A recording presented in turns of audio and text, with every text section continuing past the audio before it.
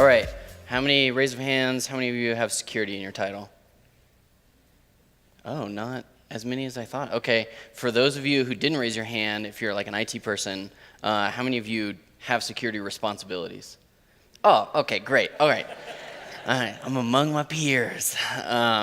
Sort of. So, if you've got this will be like a talk that you can take notes from. So, if you got your notebooks, take notes. If you've got your laptop, naughty, minimize Outlook and Chrome, pull up Evernote, and start taking notes. Okay, so I started out at BYU, did an IT degree, and then while I was at BYU, I was on the red team. And so it was like like a practice red team, and we would pen test other departments, and we would pen test like non-BYU organizations as well, and like provide. It was like the whole deal, provide feedback, do it for free. So that led into my time at Bishop Fox, where it was like you get to see into every organization. It was everything from like really old banks that are never going to update their ASP.NET code, all the way to like haughty tech startups. So like the tech stack changes every time that you go there, like once or twice a year. So I took all that and I was convinced to come to Better Cloud and like do defensive security from an offensive perspective. And so that's what I do at Better Cloud. So this talk is going to look at, like, given what I've seen, what does success look like for a security organization? Or if you're the IT person who does security, like, what does that look like for your security responsibilities? What works to make security successful? And like, how do you get everybody to care about security? Everybody wants like those sweet shares to vest and mature. Everybody wants like a place to be able to go to work the next week, and that all falls apart when you have like a breach. And so like, how do you avoid that? So how do you like help them see that not getting hacked is part of that success? So this is what failure looks like. First off, this is doing security yourself. No matter whether you're the security person or the IT person, that's failure. And this is what success is like. So these are two non-security Better Clouders. One of them posts an article who's like, I think this is cool. That has nothing to do with my day-to-day life. And then they like engage in a discussion. So this happens all the time at Better Cloud. We get like end users to care about security topics that are sort of only adjacently related to them. So I'm going to talk about how do you get to this point? And then also real quick, security or success is leadership buy-in of security, and we'll talk about how to get that too. All right, so let's get into what I've seen be successful. So this one, most immediate culture change. So any employee who found another employee's computer that was unlocked, jump into Slack, hacked by Jim, and send it to the whole Atlanta office. And like, it weren't really hacked, but like, that's what a malicious, hacker would do. They want physical access. And then they get a $5 Amazon gift card. And that was cumulative. So like they could rack up $40 in Amazon, credit or whatever, and we'd pay out.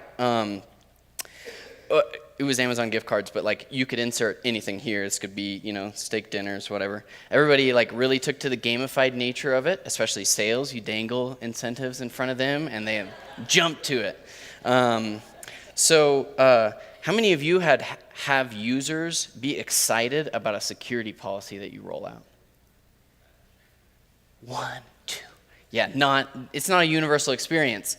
So like when after a couple months, we like told everybody, hey, we're taking Jamf and Intune, we're gonna roll out this policy that auto locks your computer after 5 minutes. And everybody was like, woohoo, yay, I'm so excited. And we're like, okay, I wasn't expecting that reaction, but like people were genuinely happy that we were like going to take the security measure and improve their lives so they didn't get hacked. Also, you can imagine that bottom point there, that changed executive culture really quickly. Technically, this program is still in place, but it comes up so rarely that like it's a pretty rare event. All right, so we had some neighbors of ours who will go unnamed, lose millions of dollars in a phishing scam, and then like their cybersecurity insurance didn't cover it. And right, because when you send your own money away, that's not really considered a cybersecurity incident. Like, it was your fault. And so, so that started a conversation, like, how do we not lose millions of dollars? And so we started like phishing ourselves. And so at first it was like, fish the whole company. And then we sort of got wiser and like start phishing like individual teams. So every time there's like a funding round or what are the other things? Like funding rounds or like news articles coming up or events coming up, we would do like fake Google Drive emails, fake wire payment, transfer requests, and then we would present to the company afterwards, like, here are the metrics, here are the click-throughs, here are the different teams. And you can imagine, like, some teams were like, hell yeah, we did so good. And some teams were like, please don't talk to me about phishing anymore. And we like do an educational campaign afterwards. And we would retest, and we would redo an educational campaign, and we like see improvement. It was really good. We also did like a phishing alias. So like if anybody's suspected, they're like, I don't actually want to do the mental processing for like whether or not this is a phishing email. I just send it to phishing at BetterCloud, and then they take care of it and they look at it for me. And so like highly recommend set up a Google group or alias or whatever, and then have that forward to your security and IT team and like have them deal with it, because they're the ones that can actually like tune up your policies. So this picture is like a really good example of like unit tests are important, but integration tests are importanter. And so like you do these like end-to-end assessments every whatever, however often you can. And this is on top of like whatever automated testing you have, or like your regular SDLC process that I'm sure involves security. Finding vulnerabilities here and like taking them back to the team and be like, oh, I was just doing my quarterly audit and I found this vulnerability that you guys need to fix. Like, really helps cultivate your persona as this like awesome hacker. And even if that's not like what you do for your day job, find vulnerabilities and show them, and everybody's really impressed. Like, ooh, it's so cool.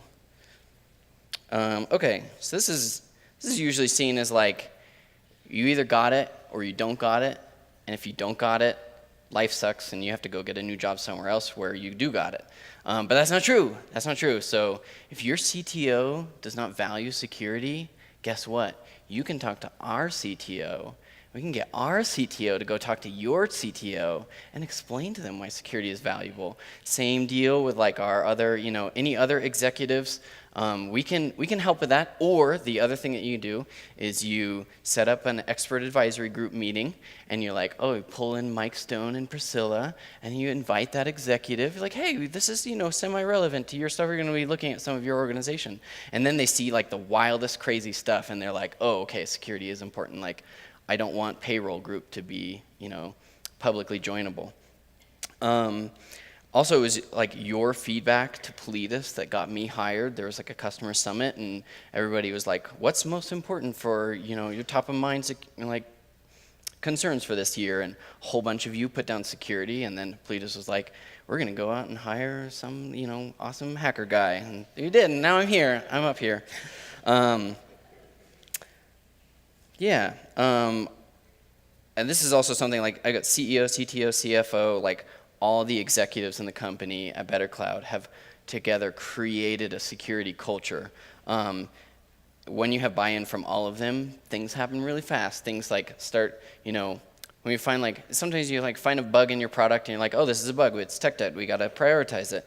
And you find a vulnerability and you have to make sure they don't treat it as, the normal tech debt. And it's like, no, this is a thing that could expose our customer information. We don't like exposing customer information. Let's have like an updated SLA that like makes that happen faster. And so that's another benefit that comes out of this. All right, so logs. We have like all of our logs and like an elk stack, and then we have Elast alerts that push those out to different sources. But any SIM is going to do, and any source or sync for your logs is going to work. But so like you can see like our dprov workflow, send that out to, hey, security team, IT team, this has started. Hey, it's finished. We have all these steps that succeeded. Or like, oh, this LastPass guy put in his password wrong 3 or 5 times or whatever. Now he's locked out of his account. He's about to open a ticket with you. And so you can like know ahead of time that there's a problem. It's always, this next one is, well, maybe it's the previous one. Well, we have one that's like, I don't think I have a picture of it. We have one that's like, oh, someone tried to SSH into this, this account or this box, and they don't have access. There's no user there with that name. And so I can immediately like Slack that person and be like, your username is this, it's not this. And they're like, that's so cool. How did you know that I had just done that? Like, because we can see everything. Like, we're security. We got this on lock. So anyway, we got different security sources, different channels. You can see like one of these IT security, security alerts, security production. We have different channels for different alerts for different audiences. And so when you set up this alerting stuff, having all of these eyes into these problems that are all like, we try and make these like actionable alerts. When you start responding to things before the other people know about it, you're just seen as this like, the Odin all-seeing. Anyway, Slack security channel. So we use this for discussion. We try not to use this for like, hey, everybody needs to update to 10 dot whatever. We try and have this be like a discussion place.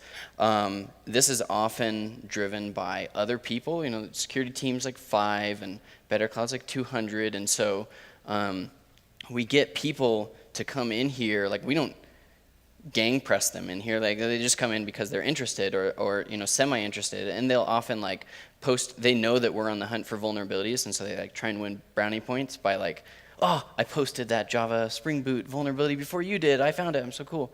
And like, then we reward them for that, and then everybody's like, oh, this is cool, and they like participate in discussion. That's been really useful to see like the success of the security program. All right, how many of you manage or influence content security policy for your application? One hand. All right, this is going to be relevant to that guy in the back. But this content security policy, like a real quick rundown, is like, what sources is your application allowed to load JavaScript from? Or what is it allowed to connect to? What source styles, image styles, whatever, is it allowed to pull into your application? And if you can set this up and maintain it for 6 months, like, it's a pretty big effort usually. So we were lucky, like, we got this put into our app, and I have a lot of input on it, and I maintain it and sort of am the gate for it. And then you just like never let go of it. So if you have it for 6 months, like, that's a really cool Herculean effort. If you have it for 2 years, like, that's an indication of a successful security program. That's how you can know like security has the clout or whatever to be able to keep that running. Because let me tell you, nothing frustrates a developer more than like doing a whole bunch of local testing on their laptop, and they're like pulling in all these libraries, and then they're like, oh, this works. And then they try and put it in your staging environment, and they're like, what the hell? This is breaking against this content thing. I don't understand it. And then they come to me, and I'm like, yeah, man, that's not going to fly. So obviously that's like a bad scenario. You don't want to like waste other people's time. And so it forces me to like inject myself earlier into this development process so that people know, oh, before I pull in a new JavaScript library, I should go talk to security, see if there's one that already does what I want it to, or see if this one is going to break a month in advance so that I don't spend a bunch of wasted time doing this. Anyway, that's pretty technical. Okay, weekly check-ins. So like, we do check-ins with adjacent teams. And so adjacent teams in this case for us is like IT, architecture team, and platform services or DevOps team. And so we meet with them every week, and we're like, hey, here are all the things that we want you to do. And we take all of the things that we've asked them to do, which are usually like sizable, like we are constantly improving, iterating company, and we take them, we stack rank them for them, and we say like, we want you to do all of these things, but like, here's our top 3, and we really want you to do those within like this time frame. And we try and only ask them to do things during this meeting. That way we're not interrupting them, and they appreciate, that they're not being interrupted. I recognize that this idea is like very boring by itself, but it's also extremely effective. For dev teams, we do it a little bit differently. We'll pull in, usually like the PO and the architect for each team, and we would have weekly check-ins with dev teams and be like, oh, here are all the vulnerabilities, that we want you to work on, or here are all the architecture changes we want you to make so that our application is more secure. But it's less of like a collaborative meeting and more of a scorecard meeting. And so we'll say, okay, 1 to 5, how much outstanding work do you have to do? 1 to 5, how much did you get done in this last sprint? And this actually didn't come from me. This came from my previous supervisor, and I thought it was super campy at first. I was like, man, everybody's gonna hate this. And we get out of the first couple meetings, and everybody's like, dude, I heard you gave me a 3 out of 5 for my team. Like, what the hell? I thought I was gonna get a 5, and I'm like, well, we asked you to do these 5 things, and you did 2 of them. So like, I feel like I was being pretty generous with that 3. And then like we got these teams like chasing after this 5, and it took off in a way that I didn't really expect it to. Probably because of like personable one-on-one conversation, let them know what our expectations were.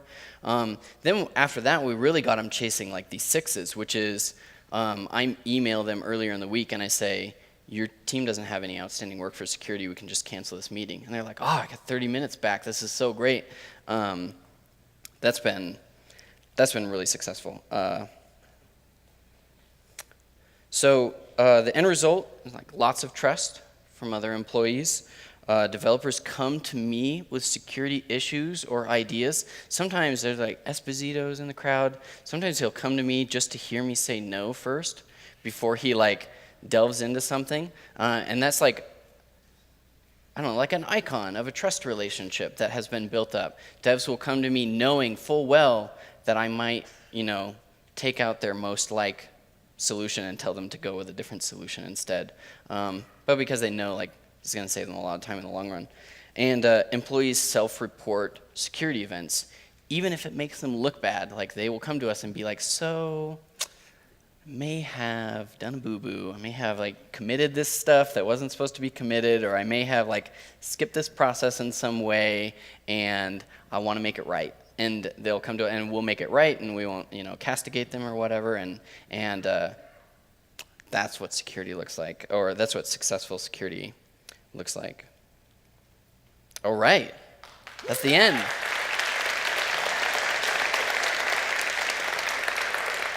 We'll do questions now, right? But also, I am a very approachable person, and I'll be around. You can come up and talk to me about security things. Or you can ask questions right now. Jesse. That guy?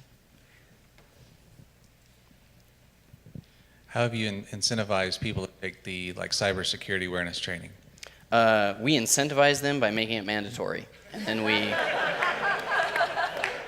that's where the executive buy-in comes in. So we're like, certain customers are like, you need to be doing cybersecurity awareness every year, or you need to be doing it at onboarding or whatever. And so it goes out as like, first off, it's simple. And then second off, we follow up with them. Then we follow up with their manager. Usually it ends there. Then we follow up with HR. And it always ends there, one way or the other. Yep. There's another question behind you, Jesse. Nope, right behind you. Hi, Austin. So with regards to those weekly check-ins that you're doing with the teams and trying to prioritize security, do you face a challenge when let's say the teams would come back and saying, hey, these features have to be prioritized and have to put security in the backlog? Oh yeah. So I mean, it's not all roses when it comes to like I just swoop in and be like, here's a bunch of tickets, and they're like, oh, we'll get those done right away. It's not always like that, right? Because like you guys want to be able to sit there and hear about new features. You don't want to hear about like security bug fixes all day. So yeah, it's a give and take. We have to accurately prioritize things. If we come in and we say every issue is a high, then nothing is a high, right? Nothing matters. We change the meaning of words. And so we're really cautious about what we say is a low. We'll tell them, like, you can wait a month on this because it's very low impact. Or we come in and we say, you really need to do this before you leave today. And since we pull out, that lever so infrequently, and because we have dealt with so many other security issues, like there's just trust there in that, there's money in that relationship bank that we can pull from and say, you guys got to do this now. And then they will do it right then because they already trust us. Mm-hmm. But then there are times when we disagree, and then Then it's just like, okay, well, let me take a step back. Let's bring in my supervisor. Let's bring in your supervisor. Let's explain pros and cons. You guys make the decision. At that point, it's out of our hands. If they say yes to security or no to security, like, well, at least, those people who are informed in many more areas are making the decision together. Thank you. Thank you. It's a good question.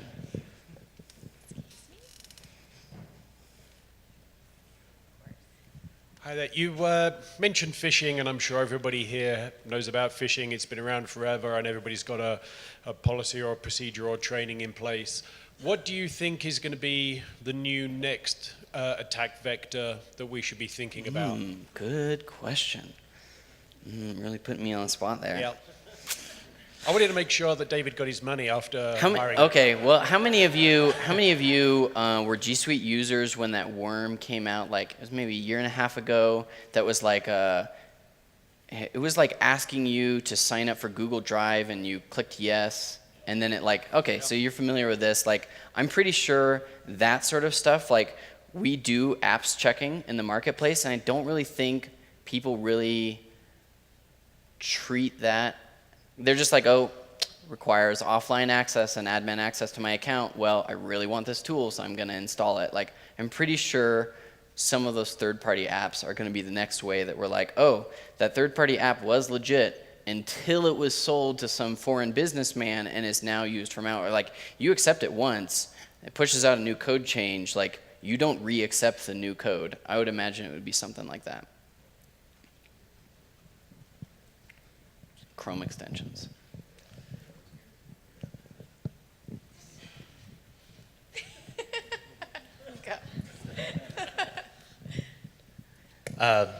So I don't mean to imply that there's any particular customer that has this security posture, but in a environment where our executives are not, or our executives, I shouldn't have said that.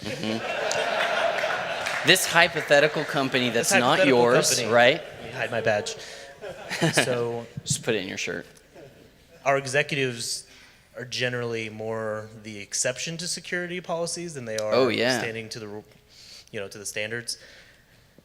And we haven't had any incidents that we know of, but like, how do we inform or mitigate, or how do we handle that? What do you think the end result would be from like losing your job to getting the result that you wanted?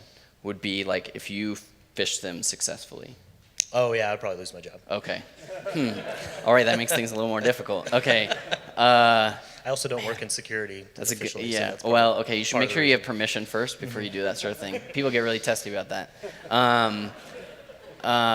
That's a good question. I would imagine it would be something around like presenting on, here are the current places that we view risk. And you got to have a list, because you can't just have a list that just says executives.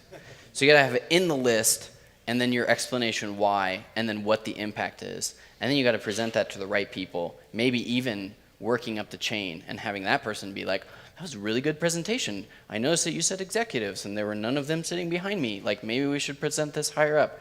That's probably, if I were plopped into an organization like that, that's probably the route that I would take. Present upwards and get them to understand, like, if you want to have admin access to your Windows thing and have your kid install games on it, like, I just want you to be informed about that decision. And if you're informed about that decision and continue to make bad decisions, then like, maybe we should get all the other executives to weigh in, and maybe that should inform our security policy, and then we can just be like, oh, well, like, policy is that executives aren't unicorns, and so we need to change some behavior here. And if they're resistant to that, still at that point, then like, I don't know, I'd have to live through that and figure out what that solution looks like. Yeah. Good. I like the idea of the gamification, like the $5 bounties.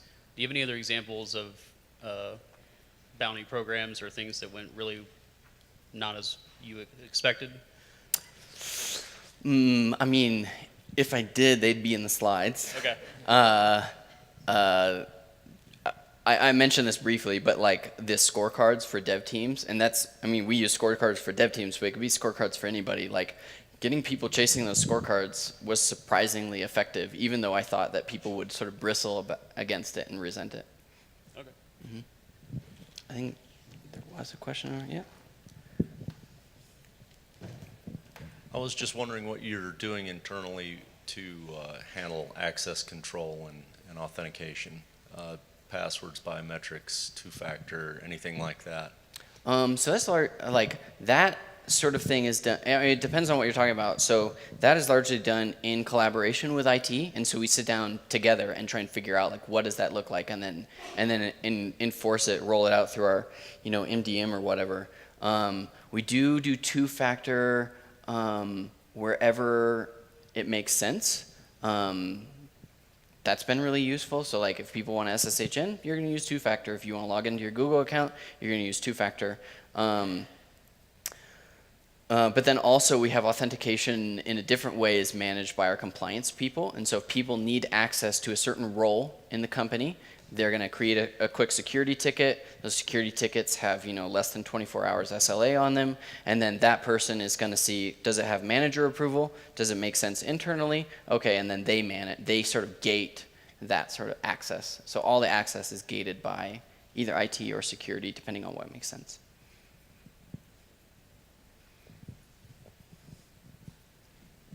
Hey, Austin. Hey, Kevin. So at Thanks Better for letting Cloud- me use your iPad. Yeah, sure, no problem. At Better Cloud, not at Better Cloud, but another company in our building recently had someone come in and just grab a bunch of laptops in a office that wasn't secured. You've talked a lot about digital security, but how do you work with IT to keep the environment secure for laptops and everything else? Right. So I mean, cameras, backup stuff for those cameras. That's like at least detection, if not prevention, and then locks on the doors, and then people in roles so that certain people can get into certain doors, and then also like a policy of like, if you don't know somebody, okay, this really, this balloons out of control once you hit, 300 people and you can't know everybody's face, but you should like at least recognize faces. And security cannot do that by themselves. IT can't do that by themselves. If you don't know somebody, at the very worst, you're going to get to know a new coworker. You're just going to know their face and their name. You're going to forget their name probably, but you're going to know their face and be like, all right, that looks like Richard Floyd. He's cool, or you're going to get to know like, oh, wow, this person started 3 months ago and I feel really bad now because like I didn't say hi to them 3 months ago. But if you don't know somebody, just walk up and talk to them. That's a little bit awkward.